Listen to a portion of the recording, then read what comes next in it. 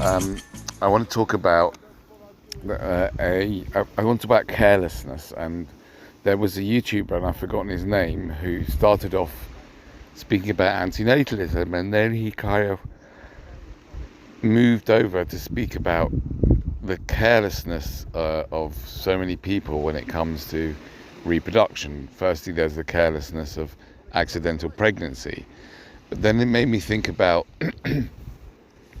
I think it's an American or global charity called Planned Parenthood, and it made me think that there's very, very little Planned Parenthood at all. And I just wanted you to share. I'm here with my brother Johnny, and I just wanted you to share about your experience, about whether you planned your parenthood because you've got two children. Yeah, so the planning I did for having children amounts to absolutely nothing. I did nothing at all. I didn't look at my finances, I didn't look at my mental health, I didn't look at property and their future wealth. I didn't look at how I could best support them. I didn't read any books, I didn't go to any courses, didn't do anything. I just said with my wife we want to have a baby, so we just had sex until we had a baby. Yeah, we didn't know what we were doing, and there was no forethought about it. We also didn't talk to each other about what it means for us to be a parent, how we might parent together, what the parameters might be, what roles might be. We just went into it completely blind, arrogantly blind, thinking to ourselves, well, you know, what could go wrong? We're intelligent people, and if other people can figure it out, so can we. And we went into it like that, both times, in fact, 2 kids. It was just your wife's a planner, right? My wife in every other area of her life thinks annoyingly about every future scenario and every possibility, and she's brilliant at spreadsheets at work, and she does all the project management. We've invited people for dinner, she'll 3 weeks in advance, she'll think about what's on the menu. Yeah, she's a planner, but when it came to our kids, there was no planning. It was just having a baby. And I think my parenting, such as I've done any, suffered a lot from that, because I didn't know what I was doing, and I just had the only training I had was my own parents, remembering what my own parents did. And both my parents, bless them, were very limited, very, very, very limited, especially my dad, in terms of their ability to love a person, and to understand a person, and to understand reality, and to treat their kid with respect, which they didn't do, and to let us become who we wanted to become. So that's the only training I got, which was appalling, and was a long time before I had kids, because I was 37 when I had my first child. So yeah, so no planning at all, and I think I'm just completely not normal. No one thinks there's something wrong with me, or that I'm mad for having done that. But it is mad. It's completely crazy. The most difficult job in the world, the most complicated, the most impactful, consequential thing that I've done, which is to bring 2 humans into the world, and I just didn't think about any aspect of it at all in advance. Added to that, and I'm the same. Added to that, I didn't think for one moment about it either, and I didn't think for one moment about the genetics I was going to be pouring into my children.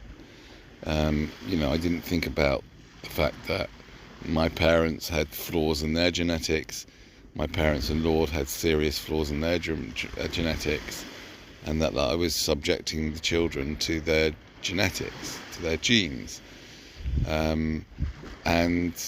It's not surprising, of course. The purpose of a schooling and education system is to make people dumb and make them to take away their power, and therefore, at school they don't teach you any of this. But I was just sort of imagining you could perhaps the school should be based on that, and you can teach children the important things in life through teaching them about parenting. So, for example, If you're going to be a decent parent, you need to know about nutrition. If you're going to be a decent parent, you need to know about psychology, right? And I'm not, I can't, off the top of my head, that I can't think of other things, but maybe you can. But you could imagine a school where they taught people about parenting. The whole school could be structured around how to be a decent parent, and then there would be all these different subjects that you'd need to be a parent. Financial planning, all of this, and therefore maths. A certain basic maths could be learned for financial planning. All these things could be taught around the parenting, but children don't learn a thing about parenting in school. Well, lots of other things. Basically, you need to learn about life to learn about parenting. But I had a thought as you were speaking that there's another missing piece for me, which is I didn't do any research or thinking about who I'm going to bring a baby into the world with, right? My partner.